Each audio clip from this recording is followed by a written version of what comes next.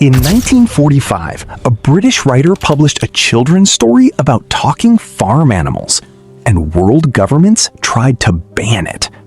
Not because it was too scary for kids, because it was too true for adults. This is the story of Animal Farm, and by the end of this video, you'll never look at politics, propaganda, or power the same way again. Stick around, because the ending of this book predicted things happening in the real world right now. George Orwell wrote Animal Farm as a warning, not a bedtime story, a warning. On the surface, it's simple. A group of farm animals rebel against their human farmer, dreaming of a world where they're free, equal, and in control of their own lives. Sounds inspiring, right?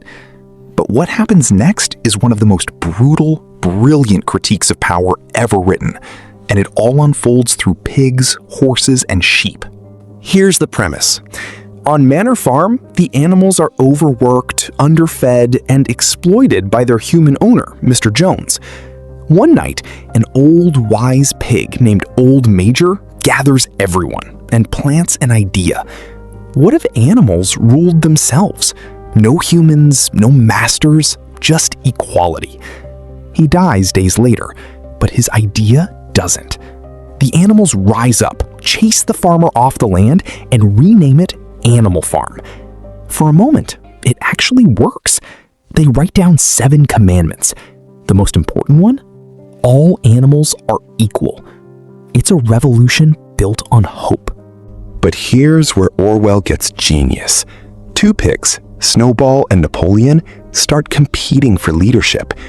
Napoleon secretly raises a litter of ferocious guard dogs, and one day, he uses them to violently drive Snowball off the farm, seizing total control. From here, the transformation is chilling. The pigs slowly start changing the rules, working with humans they swore to never trust again, moving into the farmhouse, sleeping in beds. And the commandments? They start rewriting them, one word at a time, until the final one reads, all animals are equal, but some animals are more equal than others. That single line is one of the most quoted, most chilling sentences in modern literature. Now, here's the part school never fully explained. Animal Farm isn't just about animals. It's a direct allegory for the Russian Revolution and the rise of Stalin. Old Major represents Karl Marx. Napoleon is Stalin. Snowball is Trotsky. The dogs? Stalin's secret police. But Orwell wasn't just writing history.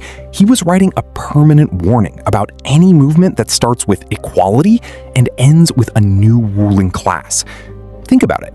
Propaganda, rewriting the past, controlling information, turning citizens against each other with fear.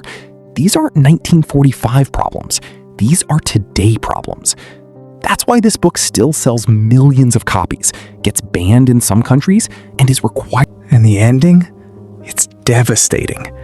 The other animals look through the farmhouse window one night, watching the pigs drinking, negotiating, and laughing with human farmers. They try to tell the pigs apart from the humans, and they can't. The revolution meant to free them created a new tyranny, identical to the one they overthrew.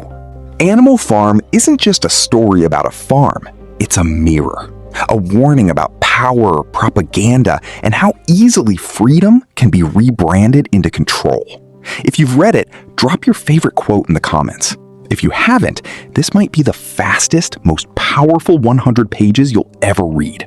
Subscribe for more deep dives into books that quietly change the world. Because sometimes the most dangerous ideas come from the simplest stories.